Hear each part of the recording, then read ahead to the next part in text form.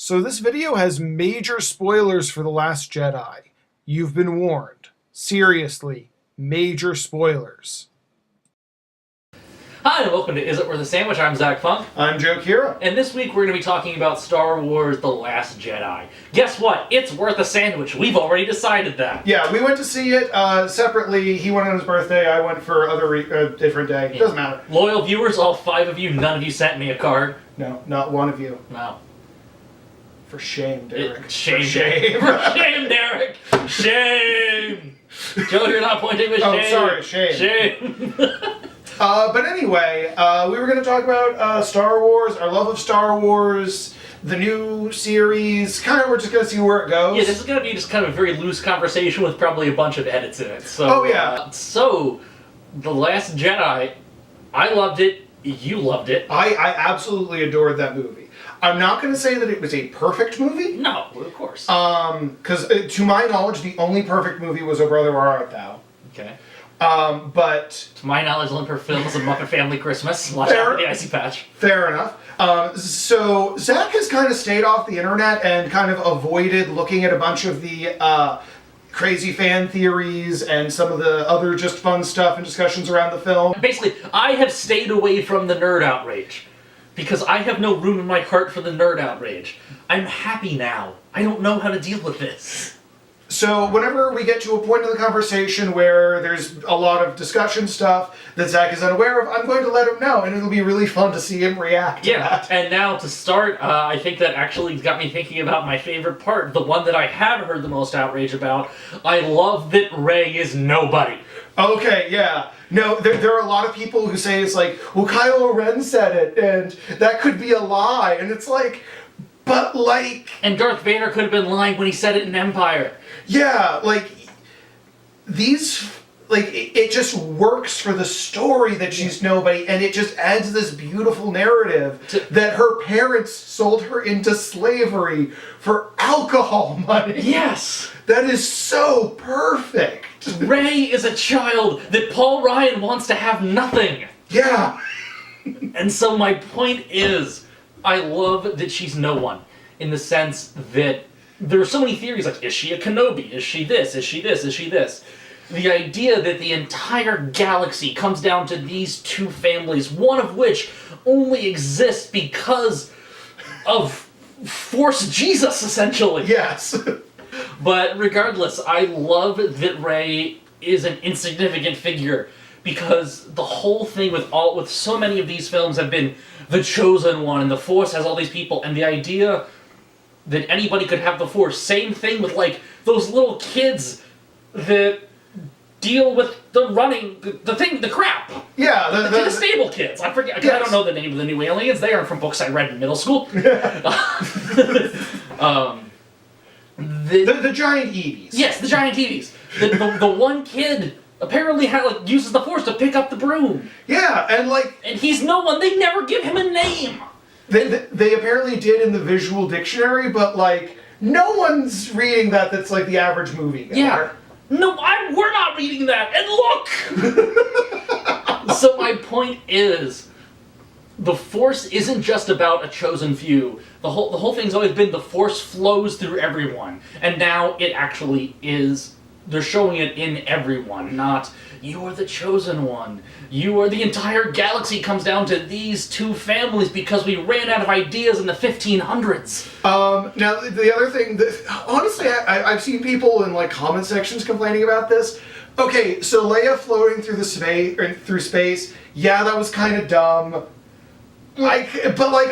I'm also not that mad about it. No, I'm not, because people would say, it's vacuum of space will kill you instantly. Yeah, okay, but like Serenity taught us, you shouldn't be able to hear the pew-pew of lasers in space either. Yeah. For all we know, there's air in Star Wars space. Exactly. Or she just, the way I viewed that scene was, the hacky cliched story of, like, the angry mother flipping over a car to save her child. Yeah. That Leia obviously had the Force. She was never properly trained in it as far as we know from what we've seen. Yeah. But, like, she still has it, and, like, you can still do that, and no resistance in space. It doesn't bother me that much. I'm more upset that she didn't get exploded when they blew up the bridge. But, like, See, It's just one of those that, like, it was a convenient way to knock out basically everyone but Princess Leia. Yeah. And, like, from a storytelling thing, like, it works, it's kind of neat, and it doesn't come without a cost. Like, she is out of commission for the movie, and they may use that as the excuse that why she died eventually was that, like, her injury sustained from that. But she seems pretty okay at the end of the film. That's true. I think, if anything, I like that they have her step away because it gives more of the new characters room to do their thing. Yeah. Because she is General Leia on the ship, if she wouldn't have been in a forced space coma, Yeah. she would have been in charge of things. Yeah. And I love that the new films are building towards new things. When I saw people angrily freaking out, this doesn't focus enough on the original characters, or it shits on their memory, or hey, do you like Wolverine? He wasn't an original X-Man. You're welcome. The other bit, which I also was really, really excited, and my girlfriend pointed this out to me after we saw the film, that Hoda, what was the girl's name? The pink-haired girl. Yeah. That she was Diane from the new Twin Peaks, and, like, oh, I freaking love that. Well, Laura Dern's in tons of things. Well, I know, but she was also most recently in Twin Peaks, and I freaking love that show. Obviously, I did a video about making food from it. I love the jumping the spaceship, blowing it up, going through. That was fantastic. And like, there are a bunch of people like, oh, well, big plot hole that they were able to do that. And it's like, or it's a plot hole that they didn't do it in the previous ones, or that people didn't want to do that at various points because it is so freaking dangerous. Yeah. And like, could have way more consequences than you would think. Now, my favorite part of the movie, probably not surprise to Zach, was when they cut Snoke in half and then proceeded to have a really awesome fight with a bunch of lightsabers and basically a bunch of people who were sort of using kind of lightsaber-ish weapons. Yeah. Like, oh my god, the Force Whip is a thing. Now, here's the part I really wanted to talk to you about for theories or whatever. Okay. There are so many people saying Snoke's not dead. Listen. Fellow nerdkins, it's true Snoke might not be dead. Darth Maul came back. Yeah. Everyone really could come back. And you know what? There's probably going to be some crappy extended universe fiction or a story Joe one day writes where Snoke comes back. But the important thing is, he's dead. Well, it just, like, if he comes back, it's bad storytelling. It's really bad storytelling. Because, like, this is very much that Kylo Ren's part of that arc of just like, no, I'm going to kill the past. I'm going to kill all of this stuff. Focus on myself. But then he proceeds to not learn any lessons about the past. It is that, like, tragic, heroic arc. Except he's the villain, but still we call it a heroic arc. A classic trope in the Star Wars stories is a master being defeated by his apprentice because the master was arrogant or whatever. And just like that is such a perfect thing there of just like, and he turns the lightsaber and like Kylo Ren's turning the lightsaber towards him. And then just, oh, it was so perfect. It was just wonderful. And now Snoke can go back to his day job of being Gollum. Exactly. The other thing that people were upset about was like, oh, well, Luke used a power that had never been seen in the movies before, and it's like, okay, whatever, like, all of the powers have not been seen in the movies before. The first time the Emperor goes, blah! And hits people with Force lightning, like, people weren't upset by that. It was just like, oh, that was awesome. And if they were, they had to write actual letters to people to say it. Yes. The one thing I do actually really, really dig about this is that now it's canon that you can use Force illusion, which, again, Star Wars RPG, that was my jam. Like, that was all I did in the Star Wars RPG. There were two things I loved about Luke in this film. Things that my brain initially thought might happen that I knew wouldn't, but the cynical person in me thought. The first would have been, since he doesn't talk in Force Awakens, just have him do the Joker voice when Rey shows up. just that Luke has gone crazy living him by himself. He's not the Joker, he's not the dark side, but he's gone a little bonkers. Yeah.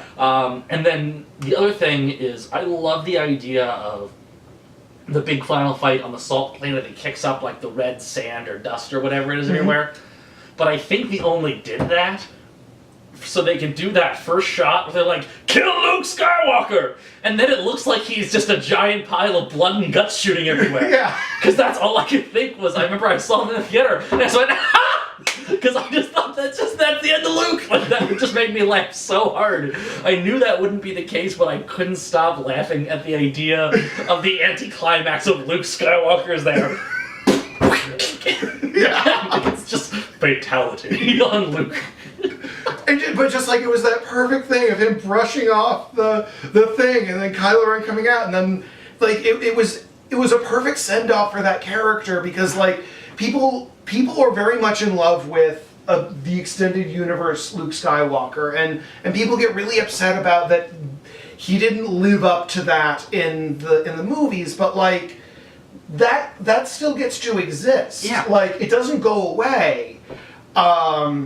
And just, it's still there. You can still physically touch it. You can still read these books. Essentially now this new timeline where Han's dead and Luke is dead and everything, this is just Star Wars: A Future Past.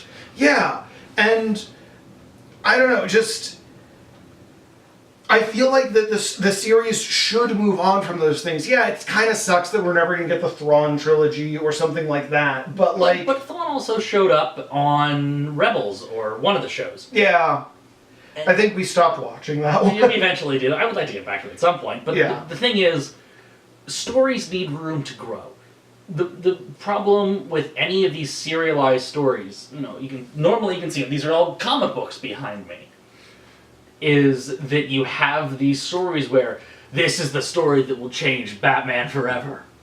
Yeah. Not change Batman forever the film, change Batman himself forever. Yes. And then a year later, it's like the story never happened. And the thing that I love that they're doing with these Star Wars films is they are actually making changes that you aren't able just to then go back on. Yeah, and like I love the Star Wars EU. I haven't read as much of it as I would like, but like there are parts of it that are stupid and a mess. And then like people take and do interesting things with that, but like that still doesn't mean that like there isn't a giant rock monster out there that cries boulders. Yeah. On an Ewok planet. Like, that exists. The Sun Crusher is still out there. The Sun Crusher, imagine if the Death Star were the size of an X-Wing fighter and could kill entire solar systems. Yeah, and it's just like, it's not there, and like, yeah, there's kind of two paths that Luke could go on based on who he was in the movies. And one is to become the great Jedi Master and the great wise individual, and then the other one is that like he was kind of whiny and complaining in the movies. Yeah. And like after a trauma like that of losing all of your students and failing completely, it totally makes sense that he would go back on that. Especially when it's your fault. Yeah.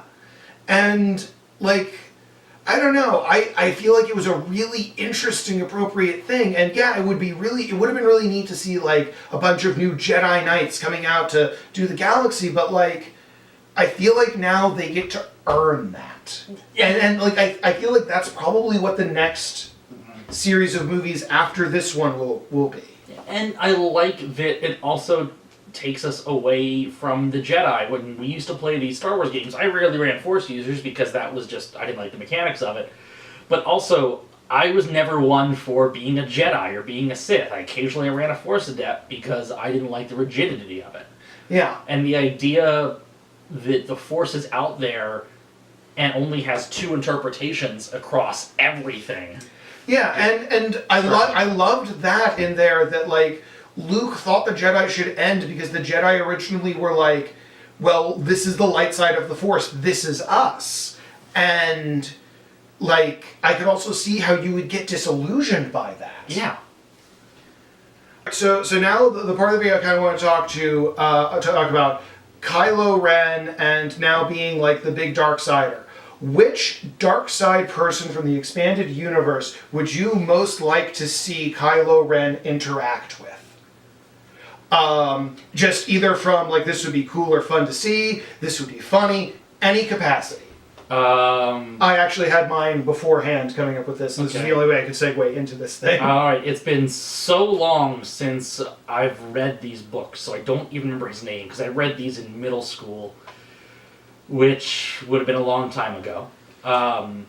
I'll put up a picture of the person and do some research. But the crazy old hermit Jedi who was the villain for the original Timothy Zahn trilogy, this one here, this dude down here in the corner. Let me see if I can find his name on the back of the book.